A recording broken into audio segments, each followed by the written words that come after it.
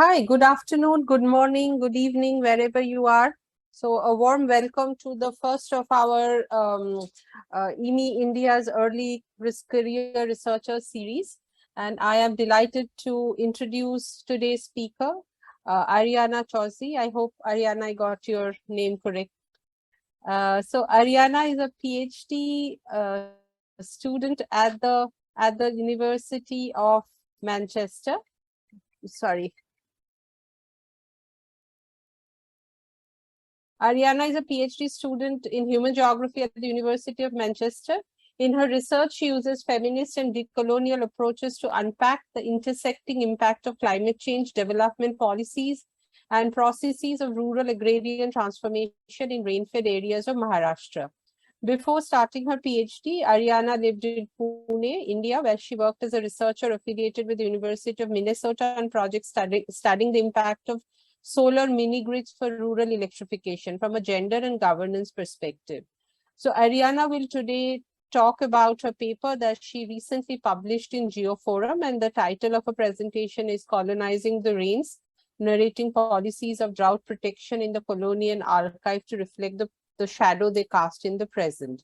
So I think Arianna will take around 30-35 minutes of time, and then we will open the forum to questions. And most of us, and then for the participants, we have the chat box where you can use to introduce yourself, and then there is a Q&A box where you can put your questions. So over to you, Arianna, and thank you for joining us today. Thanks, Aditi. So I'll start.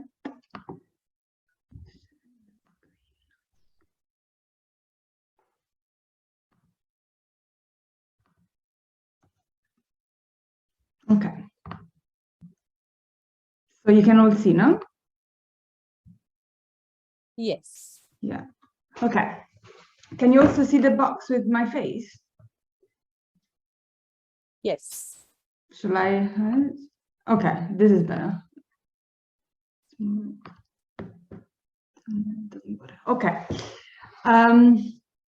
So thanks, Aditi, for the introduction, and I've been following your group's research for a long time, and it's incredible to have this opportunity to actually be able to contribute as an early career researcher. So in today's talk, I will be sort of reflecting a little bit on some of the findings from my work in the colonial archive, as I've tried to try and question how is the colonial history currently shaping or influencing or casting a shadow on the way in which we sort of approach questions and solutions to tackle the problem of climate change and climate change adaptation strategy in the region.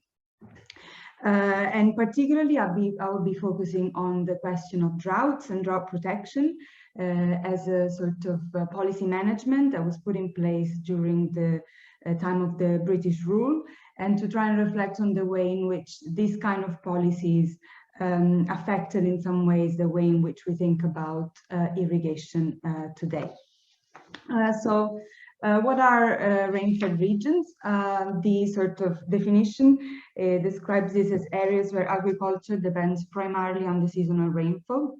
And if we look at the sort of Indian policy context, that is areas where the net sown area is less than 40% of the area. Irrigation is less than 40% of the sown area in the district. So here in the map, you can see the orange part, which are shaded off irrigated regions, and in blue are sort of irrigated districts. So overall, they constitute about 60% of the total area of the country across different sort of agroclimatic zones. You can see it's not just semi-arid and dryland areas, but also high rainfall regions like the Northeast. The rural livelihoods is particularly layered, so it's not just agriculture. It includes a small-scale agriculture together with livestock, and also like off-farm activities like fisheries, labor, seasonal migrations, and so on. Despite the lack of secure irrigation, these regions are critical for the social and ecological significance of the country and the world over. With respect to India, they produce the majority of nutritional food crops like pulses, oilseeds, cereals, and they're also home to a large majority of the tribal and smallholder farmer population. However, despite this kind of diversity and richness, when it comes to public investment, they have been largely sort of neglected. And this is a rather sort of well-known story with the sort of post-independent policies and the Green Revolution sort of approach to increase the need to increase food production led to the concentration of investments mainly in irrigated areas, irrigation being the sort of magic trigger for high-yielding crop varieties. And this kind of irrigated paradigm of agriculture was continued in the 90s and led to the present day, in which, despite the entire sort of agriculture sector is in a state of distress, its rain-fed areas that are, so in a way, the epicenter of the agrarian crisis. Unfortunately, when it comes to thinking about solutions to close this gap between sort of well-endowed irrigated areas and left behind rain-fed regions, we seem to be lacking a little bit of imagination. There are several calls, including the sort of evergreen rainbow revolution that promises to bring sustainable intensification of rain-fed livelihoods across different, not only agriculture, but other livelihood systems. But in the same way, this is also a sort of irrigated-led model of development. But also when we looked at more localized approaches, including watershed, that is more localized and participatory in nature, we can still see the idea that irrigation will be the trigger for the development, for the well-being of this area. So what this means is that we're missing the fact that we're not trying to sort of find solutions that are appropriate and that build from the strength and from the diversity of these rain-fed areas beyond irrigation itself. So reflecting on this current state of things, I started sort of wondering whether there was something that we could reflect from the historical background that could help us better understand the present situation. As I mentioned, until now, most of the research that looked at the historical causes behind this irrigated paradigm have mainly focused on the Green Revolution and then the neoliberal turn of the economies in the 90s. But what if we kind of make a step further backwards and look, for example, at the history of colonialism? What can be the buried epistemologies and buried kind of knowledges that still shape present-day water management practices? So today I will be trying to explore together with you this kind of question, that is, how did this rain-fed irrigated gap become constituted through policies of drought protection during the history of British India? And I'll focus mainly on an area that is the Bombay Deccan, and you can see here within the circle, after the period of the 1857, which is when colonial rule transitioned from the East India Company, that was mainly a private enterprise, to the British Crown. What this means is that unlike the East India Company, that was a private corporation, the British Raj was supported directly by the British state, and its colonial tactics were more sort of territorial in nature. So this means that they rested on the construction of large infrastructure projects, railways and canals to exert their authority, extract taxes and resources. What this translated in, when we look at drought-prone areas like the Deccan, is that investment were mainly carried out in the name of protecting these areas from the recurrence of famines and droughts, using technology, using irrigation as a sort of political technology to justify the exercise of colonial state power. So before we get into the detail of this story, some sort of theory background and some tools that can be useful for later for understanding the story. A more than human approach to history. So what does this mean? Here I build mainly from science and technology studies scholarship, who has started disrupting the separation between nature and culture, between human, who are those in charge of history, and the non-human world through which history is exercised.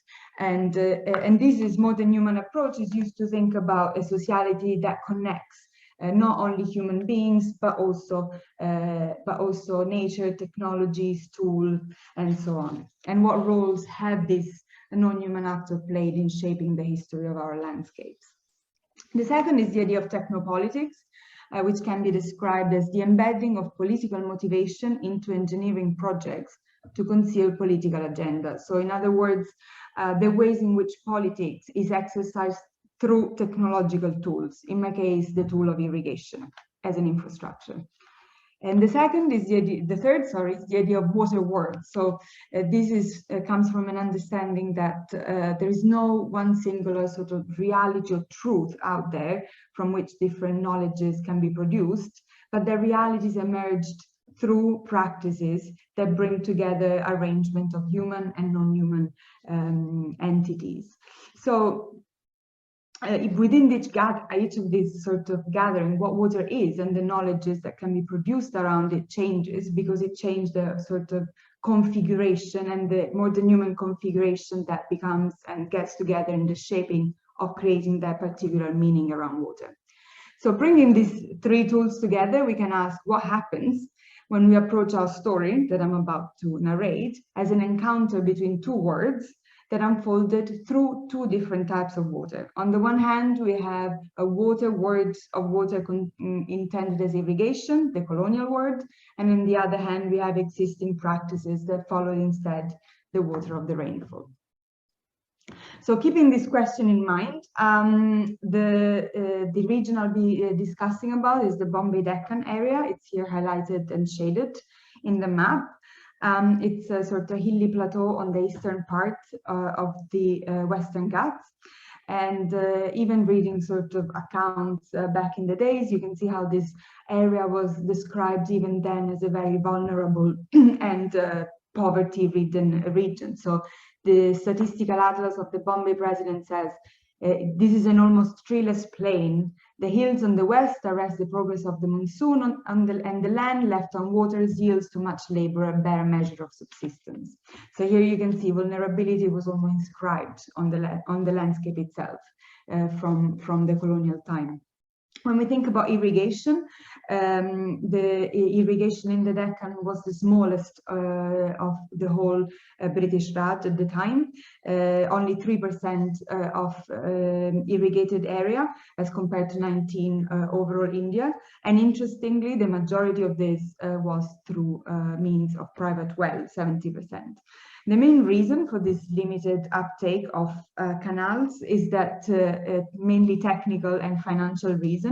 And the reason is because to have a secure supply, you had to build very large reservoir in the Ghat, the region that receives a secure rainfall, and then build this high level sort of canals that would bring across very long distances water in the most precarious region in the more inland part. And this was particularly challenging and expensive at the time.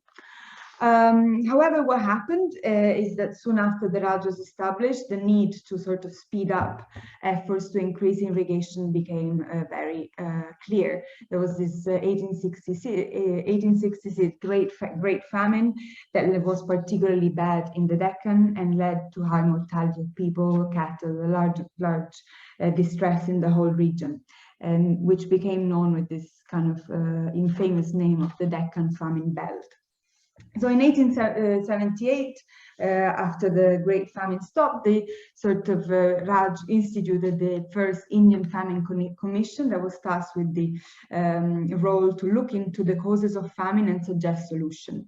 After 2 years of consultation all across the country, not just the Bombay region, what they concluded is that, and I quote from the text, the devastating famines to which certain provinces of India are liable are traced directly to the occurrence of drought, the failure of customary rainfall leading to failures of crops on which the subsistence population depends.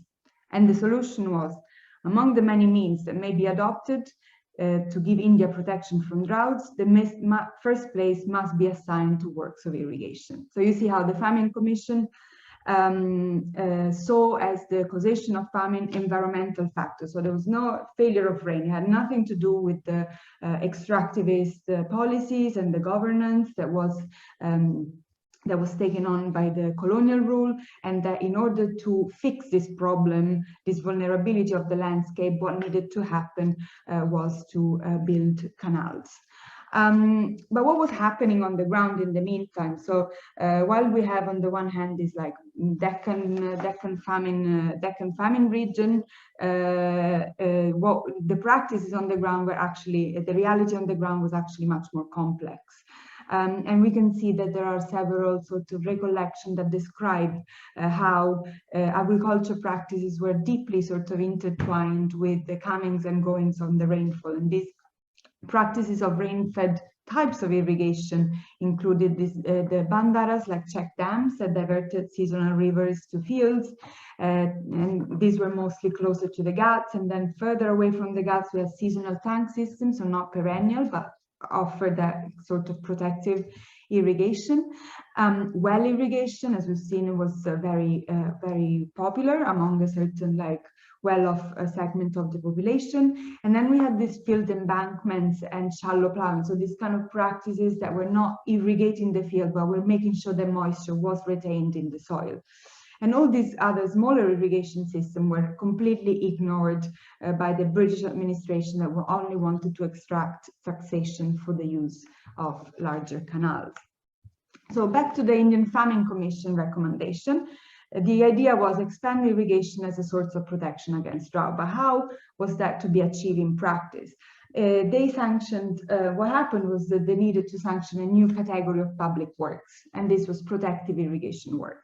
This was because until then, the irrigation works are mainly labeled as productive, which means that there was the need to be, for this investment to be repaid within a certain time frame, something that was impossible given the high cost of the works in the Deccan region.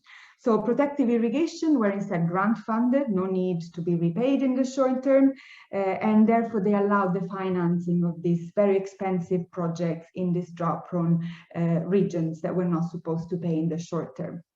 In the image here, we see a map that sort of showcases this is of the Pune collectorate. In green, you see the areas that are supposed to be protected by the extension of these planned irrigation canals. And the first Indian Irrigation Commission gave the largest sum of money of the whole of the Raj for the construction of the Deccan irrigation canals. 6.6 million Indian rupees were given to construct this canal. One of them, if you're familiar with the area, is the Nira Canal, which runs through Baramati. What happened though, it was rather unexpected. So after sort of investing all these large sums of money, to everybody's surprise, the water in the canals was not used. After 10 years of constructing this canal, the Nira, that was the biggest and most efficient of them, had only, you can see here, maybe this is a little tiny, only 33% of water was utilized against the planned capacity, as compared to around 80–85% in all the other provinces of India. So this was remarked by Mr. Keating, was the director of agriculture at the time, who said, it may be thought that when a canal is open in these regions, the owner of the land under command would lose no time in making use of the water provided. But this is not the case here. So they invested loads of money, constructed these canals, but water was not used. Why? So as I started researching the sort of reasons for this, I bumped into this interesting sort of figure that I would just like to briefly mention here.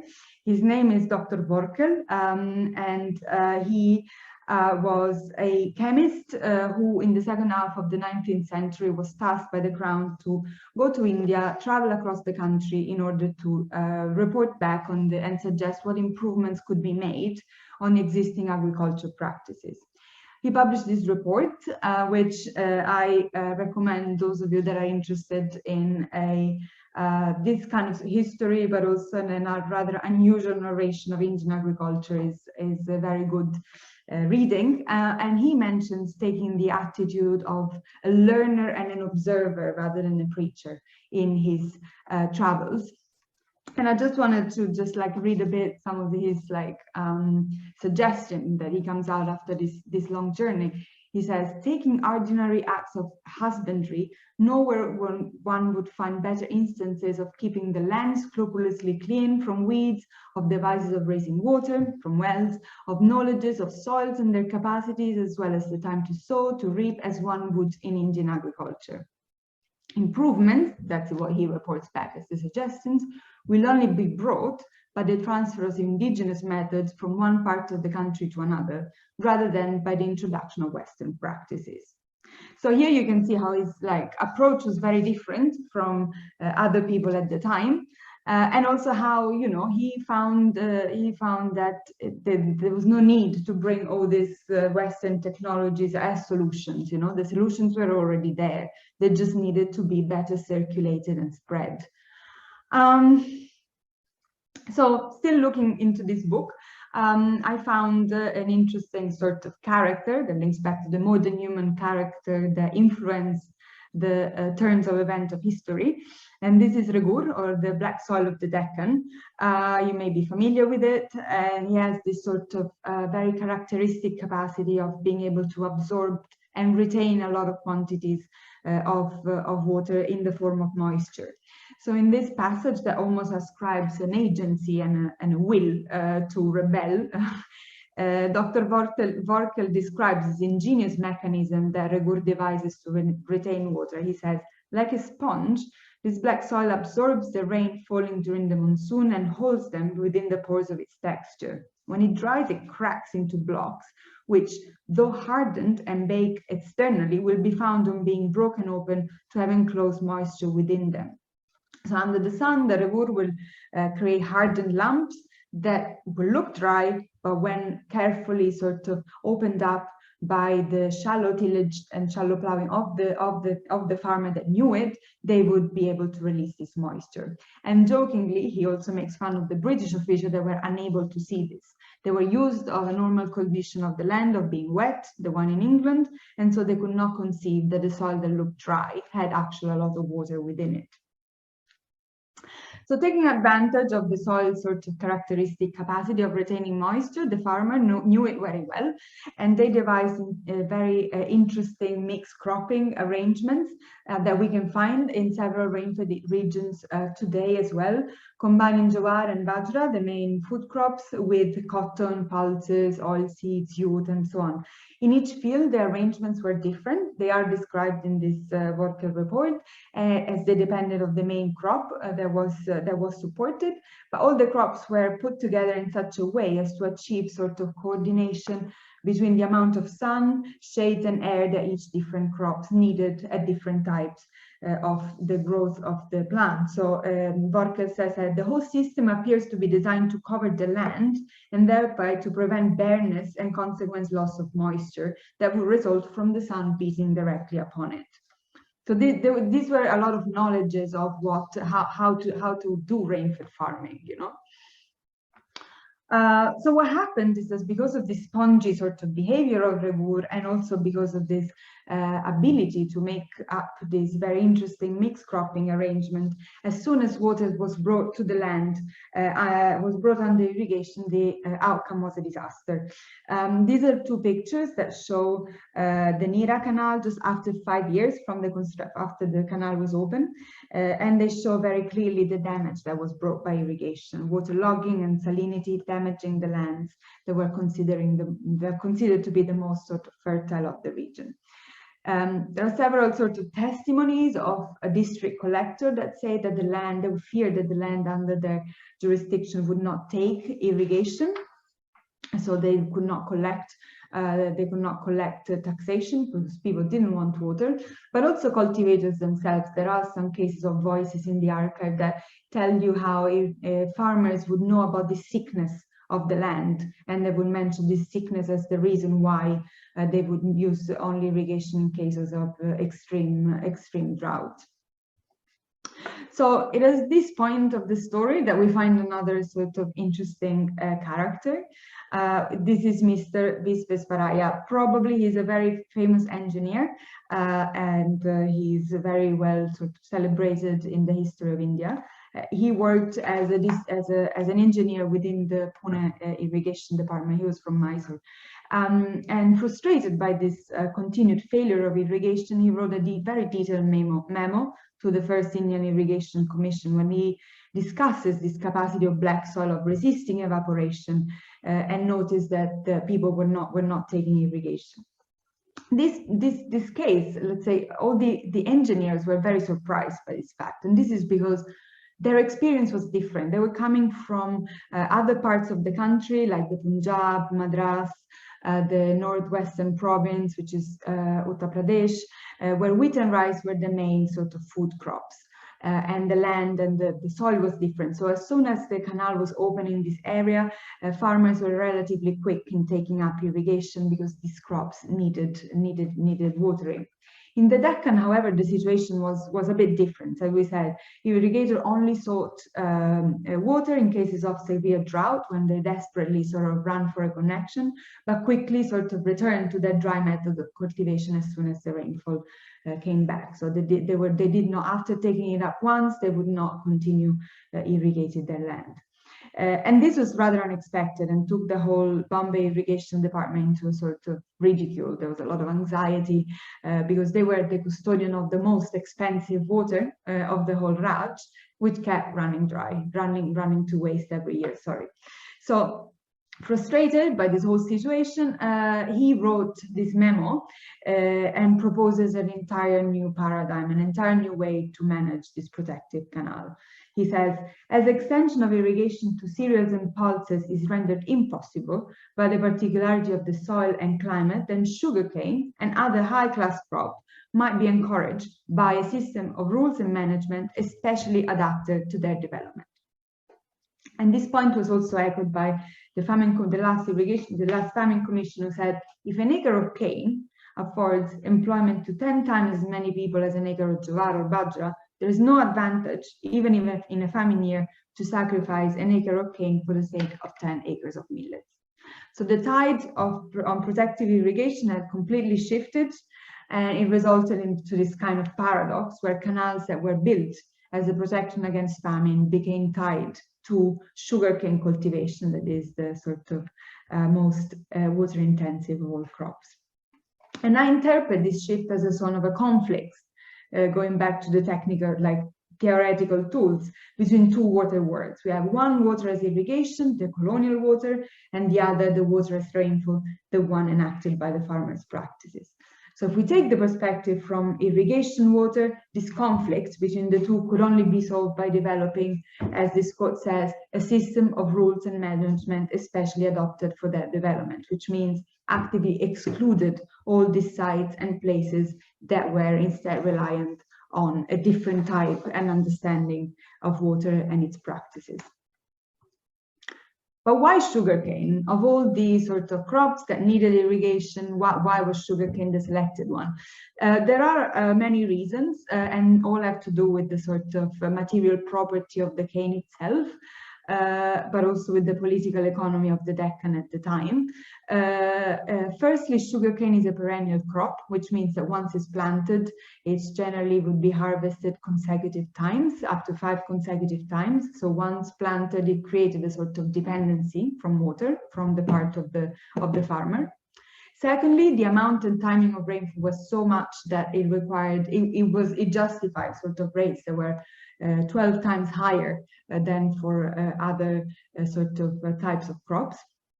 And finally, it needed to be cultivated in concentrated area, the so-called sugarcane crop blocks. And this is because as soon as the cane is harvested, there is a particular chemical reaction that gets triggered that starts kind of transforming some of the sugary molecule within the cane and degrading them. So sugar needs to be processed very quickly after it is cut. So the processing facilities need to happen very fast. So it's better if all the crops are grown in the same area. And here you can see in the map quite starkly, how sugarcane patches developed all and around areas where canals had been open. Particularly, we see Pune, the area of Pune is particularly striking. So these are two pictures of the sowing operations that were going on in a sugarcane field. So gradually, as a result of this policy shift, sugarcane started sort of picking up. And it was mainly initially taken up by this class or caste rather of entrepreneurial farmer from the Mali caste from the town of Saswad. They were not farmers themselves generally, some were, but often they were entrepreneurs that would invest large sum of money, and instead of buying lands, they would rent it and take up very intensive and extractivist measure of cultivation. So ratooning, high watering, manuring, fertilizing, working the land continuously to extract large benefits. And then as soon as the land started being degraded, they would move on somewhere else, leaving behind a sort of like a trail of overworked and unproductive land, degraded land. So it is a familiar story. So it's interesting because the quote below is kind of like, it's long, but it gives an idea of how similar this story can be seen as compared to what we see in some drought-prone regions of Maharashtra. And this is again the director of agriculture from Bombay in the late 1920s, who said, following a great concentration of effort, capital, and water on one single crop, we have created the conditions of which are very risky for all, but the most financially stable of cane growers. A real lack of success places them in the hands of financiers, from which they can only hope to escape by going again the same crop. In the meantime, the expenses required to get a first-class crop has been getting greater and greater, and hence the chance of a man who once made anything but a brilliant success from any particular crop has become less and less. Right, so now we see the 2/3 of cane in Maharashtra is cultivated in areas that are classified as drought prone. So this is, and people are trapped into this cycle of production. So it's interesting the parallel that can be drawn with this quote to the present. So what do we make of this? How do we interpret this sort of story, and how is it significant for now? So I interpret this event or this story example as a practice of what I call rainfall colonization, which I describe as a project whereby certain water words and their geographies were made present and real, while others were discarded and less real. So we have this colonial water that tried to take over of the existing practices of farming that were reliant on a different understanding of water as embodied by the rainfall. But what we can see on the one hand, how colonial water management exercised this form of rainfall colonization. We also, the story also like hints at interesting ways in which existing rainfall-dependent reality was not just there waiting to be incorporated into the irrigation technopolitics, no? But instead we saw a number of both human and non-human actors that objected to this colonization. No? The soil, the crops, the existing farming practices, all were not there just ready to be sort of colonized. They created problems, they created obstacles, and they forced colonial power to always make adjustments and tweaks. Which is something that I found particularly interesting. And I think there are sort of two lessons to be learned to how we like reflect on the present. And the first is that we should try and ask, when as water sort of scholars, water management scholars, to what extent, when we keep promoting as irrigation as the not one among many, but the first sort of solution for the well-being of a region. To what extent is this mentality that sees irrigation as the key solution continues to perpetuate these patterns of rainfall colonization, right? So this is a question that is important.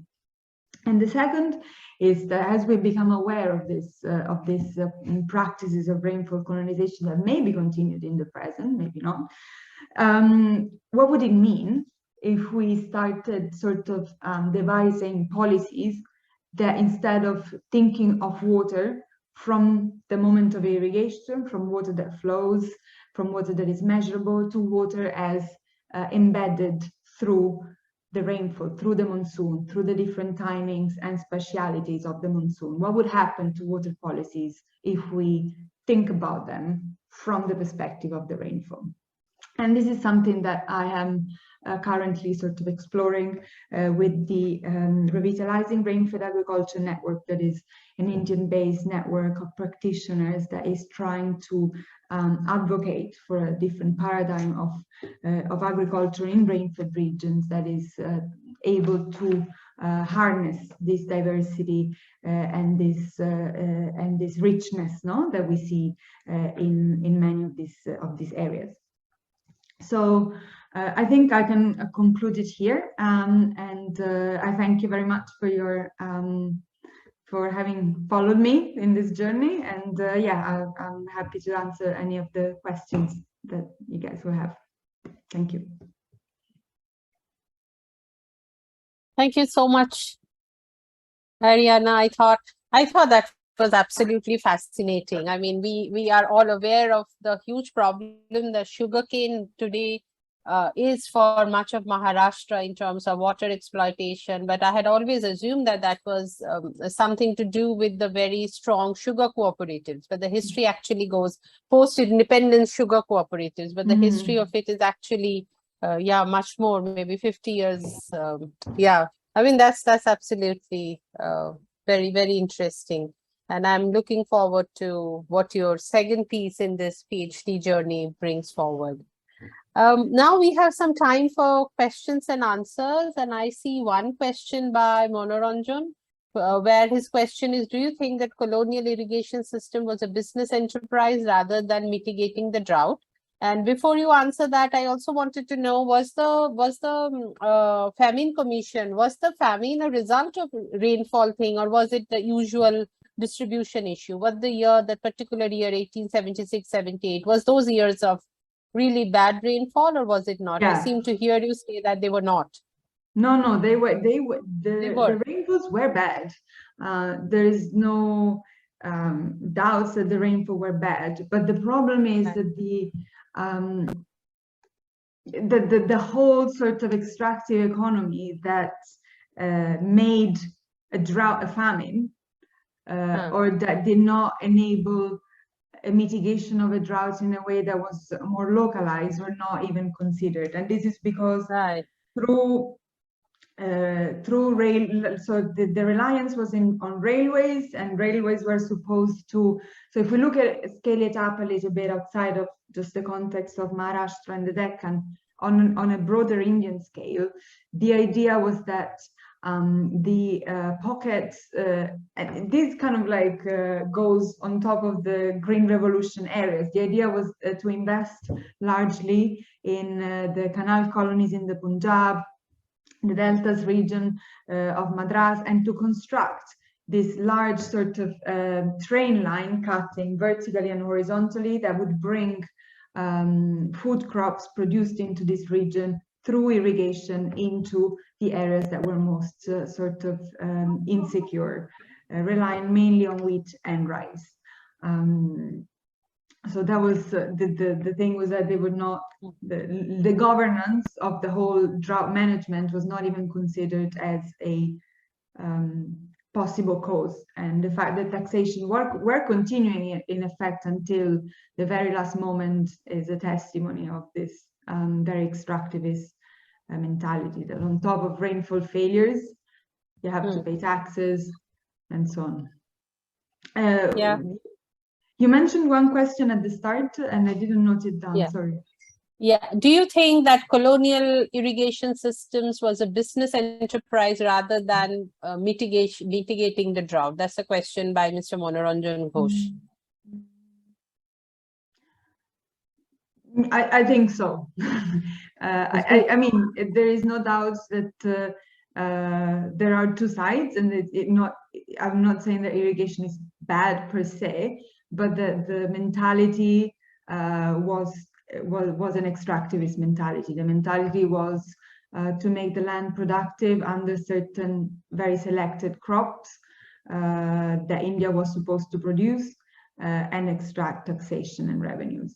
And the fixation with taxation is quite stark when you go in the archive. It's something that, I mean, I'm not British myself, and so it's a history that is part of the European history, but I had not sort of visited the British Library in the course of my education and so on. But when you go and see the actual record keeping and the fixation and the anxiety that goes together with this, that not enough revenues were extracted because the rain had failed, and the rain had failed meant that people could not pay. So this taxation was always the aim, if we look at the state at a higher level. Yeah, makes sense. We have a couple of more questions. We have our colleague Shreya. She wants to know if there appears to be a theoretical and methodological hegemony of the Northwestern agricultural belt in terms of agricultural practices and solution. Do you find that to be continuing trend even today, or has the plateau region find more specific solutions? Like basically the Punjab model. But I mean, what my question though is, Shreya, this canals in Maharashtra must have predated the ones in Punjab, no? The Punjab ones were only after independence. The canal colonies started much before. Okay. They were a colonial. There is a very, very, very interesting book by. Oh, well, I don't remember the name, that talks really about the fact of constructing these canal colonies to settle nomadic population on the land and turn the whole pastoralist economy that was there in the region, and that was not favored because people that move cannot be taxed, people that move cannot be controlled well, right? And so constructing these canals and these very if you see the map of the time, they're like all straight, squared, no? It's like a very technocrat, no idea of how to intertwine with the landscape. And also in that case, there are many failures from which we can learn in the present for what happened in the Punjab. I can send you the link of this book. It's really, really interesting, by Bhattacharya, but I don't remember the name. Neeladri Bhattacharya. Yeah. That's what is there in the chat. No, that's fascinating. Absolutely. Shreya, so do you think Deccan is moving towards Maharashtra? These parts are moving towards some of more region specific solutions today, or is there any? I think so. I mean, there are. This is a very like colonial history is often narrated as in binaries, which is something that I've also tried not to do by introducing these other characters and different voices. But I do think that there are several sort of approaches and ideas and innovations that are being sort of implemented. And I was, for example, just in March in the area of Warda, that is not precisely that region that I was talking about, but very close to it. And there are a lot of experimentation with non-chemical based farmings that are not, I mean, here you open a whole new other sort of story with the non-chemical based farming and the pros and cons. But there are several sort of initiatives that are being promoted to take back this land that has been overworked and over-irrigated. Right. Oh, that's amazing. I'm just trying to look up other questions and okay, there is a question from Amit Srivastava, and he wants to know if there are archival resources that produces evidence as the caste class influence on irrigation technology in colonial period.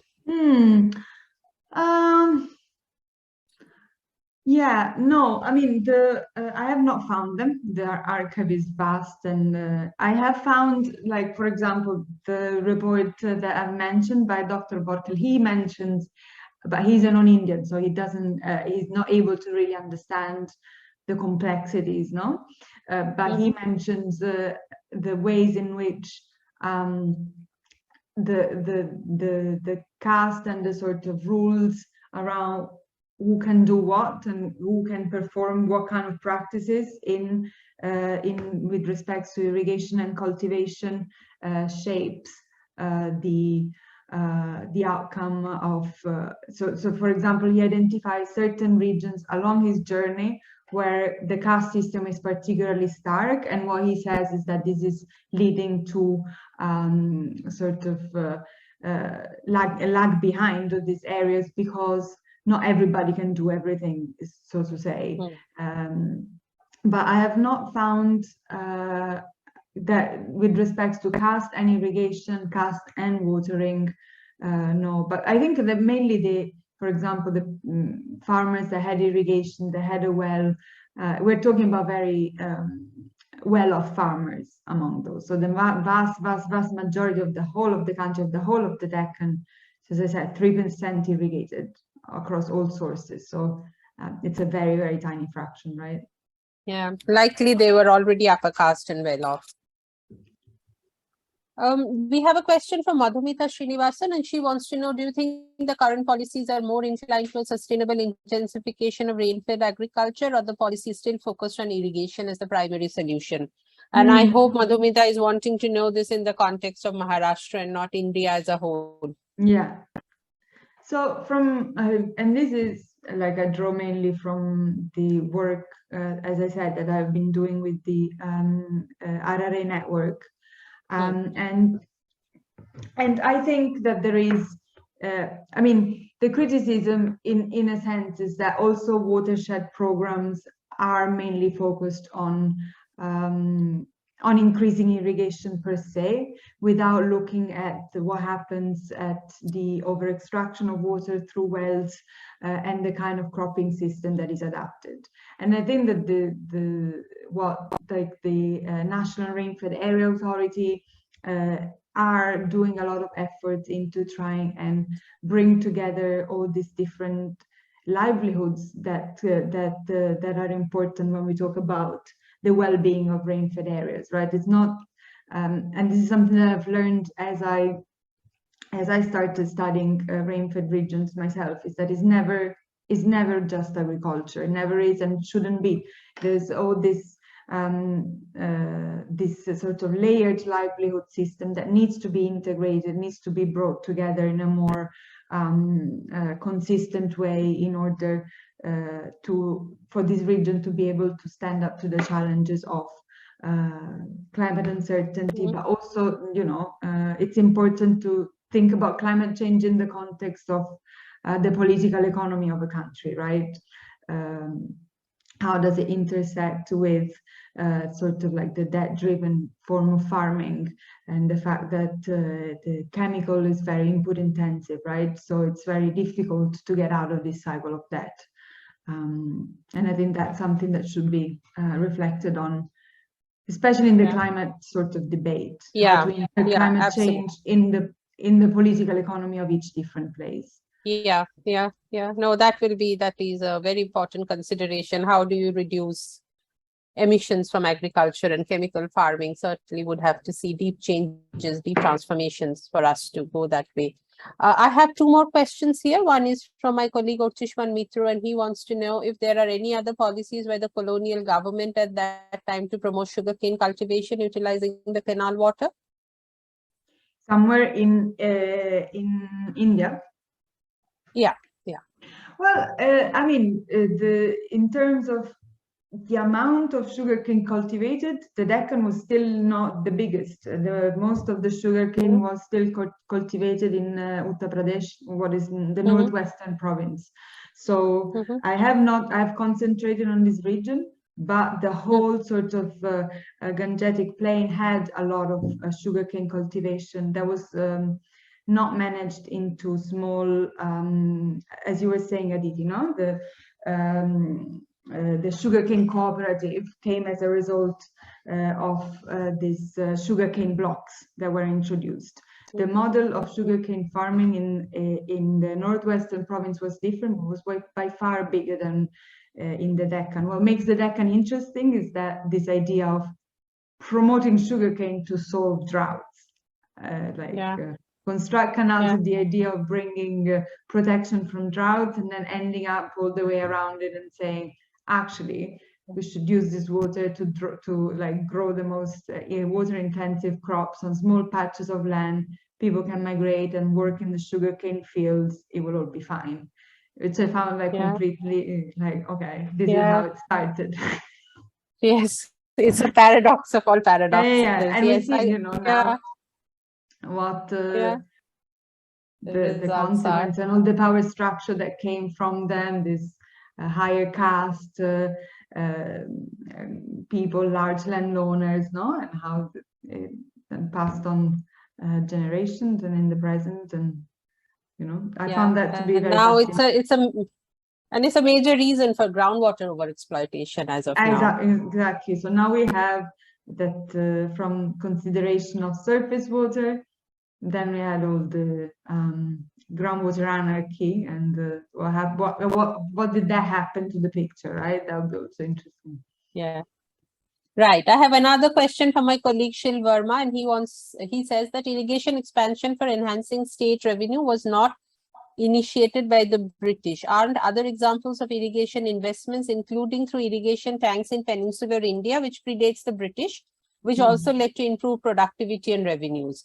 So actually, the whole idea that irrigation is a source of revenue predates, I mean, British, and Shilp is right about that. Entire Wittfogel's theses around these Oriental despot kind of is based on the fact that these irrigation states were built up to extract rain to a certain extent. So, I mean, do you have I mean, the irrigation projects were, but I think the kind of payment was different. Or at least that's how I've read about it, that it was more like, since the person that managed the irrigation system was the head of the particular princely state, of the Raja of that particular region, there was extraction, sharecropping, and it was existent, but the kind of payment was more of a kind of an exchange, and there was more understanding from the person, the king or whatever that was there, to be able to understand when a drought was coming, cutting off the taxes, not not imposing too much on the population itself. It's true that canal like tank system in Madras was very rich and was very widespread, but I think the type of relationships that were built around water with power were different, and the difference that colonialism added to it is that external sort of person coming in and just wanting to extract without having that ties to the territory that was in fact in place in the present. But I appreciate that, of course, there were many very even sophisticated like irrigation system in other parts, not in the Deccan region, not really, but in Madras and so on, there were many irrigation systems. Yeah, David Moss has an interesting book on tanks, the historical evolution of tanks in southern India. I have a question which is not related to a presentation. I'm just intrigued by that line in your CV that says that you worked on microgrid and solar. Was it in the context of the Maharashtra solar irrigation where they was that what you worked on? It had not to do with water. It was so it's decentralized grids, and I work mainly in the region. In like forestal areas, like Melgat Forest, Jawar, and they were decentralized grids for areas where the electricity, it was many years ago when the electricity lines did not reach these areas within the forest, and I was working to understand the impact of electrifications on relatively remote communities. And Okay. Yeah, no, It wasn't that's coupled with irrigation in these cases. right. Because Maharashtra has another scheme where they are solarizing these agricultural feeders. So I was wondering if it was something you had worked on. Yeah, so I do not see any further questions. Are there anything else that my colleagues have to ask? And the webinar is in some ways not the best way of interaction, because I would have rather have it in a meeting mode. But once we did it in a meeting mode and our meeting had got hacked, so that was another story. So we went for the webinar mode, but relatively we had around 30 participants. So maybe next time we'll do it in a meeting mode so that we can have more interactions. But are there any more questions from colleagues? If so, please type it in the chat or in the Q&A. Or if not, I want to thank you. I mean, this was an absolutely fascinating presentation and I learned so much. And it was just, I always think that, very often most of us who also work in research for development, we are in search for solutions. And very often our search for solutions isn't put in the context of politics and history. And that's kind of keeps perpetuating the problem that we come to us, we offer solutions without really understanding the whole context. And that is why it's absolutely important to understand the historical context. And today I come out of it more enriched in knowing a bit more than I needed than I did earlier. So thank you so much, Arianna, for thank you so much for your words. It means a lot, and it was a great opportunity. Thank you. Okay, and all the best with your PhD. Thank you. Yes. And next month we would have a presentation by Balshesh Sidhu. He has just finished his PhD from University of British Columbia, and he would be talking about how to build resilience in for Indian agriculture under climate change. So I hope to see many of you next month for our second seminar of the series. Thank you so much, and bye. Thanks.